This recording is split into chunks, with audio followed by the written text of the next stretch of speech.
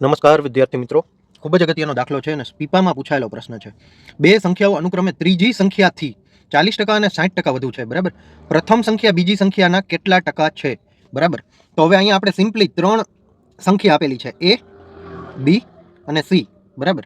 હવે એને ધારવો, બી ને ધારવો કે સી ને ધારવો? તો કે ત્રીજી સંખ્યા હોય ને એને 100 ધારી લઈ. કેમ કે પહેલા શું કીધું તું એને કે ત્રીજી સંખ્યાથી, અહીંયા ચોખ્ખું જ આપેલું છે એટલે ત્રીજી સંખ્યા 100.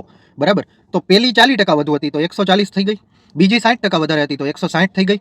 હવે શું કીધું? પ્રથમ સંખ્યા બીજી સંખ્યાના કેટલા ટકા છે? એટલે બીજી સંખ્યા ના આપેલું છે ને, બીજી સંખ્યા ના એટલે બીજી સંખ્યા આવી જશે છેદમાં અને પ્રથમ સંખ્યા આવી જશે અંશમાં અને ગુણ્યા 100 કેમ કે ટકા આપેલા છે.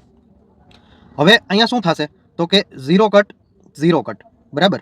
હવે અહીંયા આવી જશે 7 દુ 14 એટલે કે 70 અને અહીંયા આવી જશે 8 દુ 16. હવે ઉપર શું આવી ગયું? તો કે 700 અને નીચે આવી ગયા 8. હવે સિમ્પલ ભાગાકાર કરી નાખો એટલે 88 64.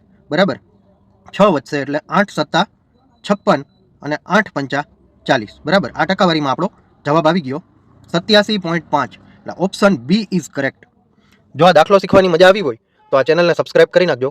ધન્યવાદ.